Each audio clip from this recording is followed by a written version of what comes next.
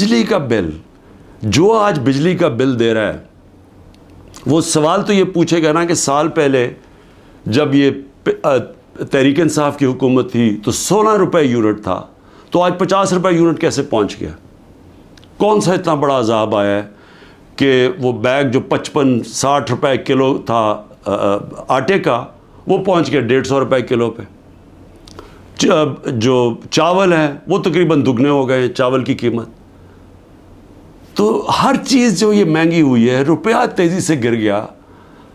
تو پوچھیں گے تو صحیح کہ لوگ کہ ایک تو حکومت بدل کے یہ عذاب آ گیا، اور اس کے بعد جو دہشت گردی ختم ہو گئی تھی، بالکل نیچے چلی گئی تھی، وہ پھر سے بڑھنی شروع ہو گئی ہے. اور اس کے علاوہ کسی کو یہی نہیں پتا کہ اب ملک جا کدھر رہا ہے. نہ کوئی قانون ہے، نہ ملک کی کوئی آئین کی کسی کو پرواہ ہے. عدالتوں کے اوپر علیحدہ پریشر ڈالا ہوا ہے. صرف اور صرف ایک چیز سامنے ہے، کس طرح ملک کی سب سے بڑی جماعت کو ختم کیا جائے. اور کون ختم کرنا چاہتے ہیں؟ 30 سال سے یہ حکومت کر رہے ہیں ملک کے اوپر. 30 سال سے ملک پہ حکومت کر رہے ہیں. ایک دوسرے کو جو کہتے تھے کرپٹ ہیں، چور ہیں، منی لانڈررز ہیں، دونوں کو کہتے تھے ایک دوسرے کو. ایک دوسرے کے خلاف کیسز بنائے، کیسز ثابت بھی ہوئے، ملک سے باہر بھی بھاگ جاتے تھے. اور وہ آج اکٹھے مل کے کوششیں کر رہے ہیں کہ اسٹیبلشمنٹ کے کندھے پہ چڑھ کے کیسے ملک کی سب سے بڑی جماعت کو ختم کریں. اور اس کے اندر ہمارا ملک تیزی سے نیچے جا رہا ہے، مایوسی بڑھتی جا رہی ہے.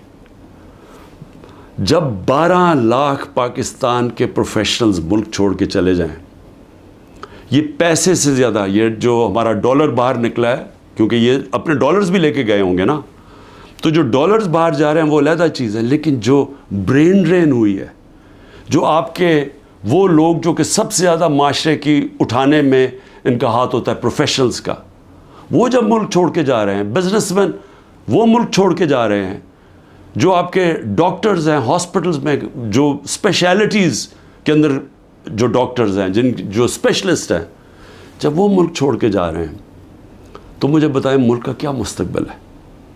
اور وہ اسی لیے ہے کہ کسی کو سمجھ ہی نہیں آ رہی ملک جا کدھر رہا ہے، کہ ایک پارٹی کو ختم کرتے کرتے سارے ملک کے ادارے تباہ کر دیے. کسی ادارے کے اوپر لوگوں کو اس وقت اعتماد نہیں ہے.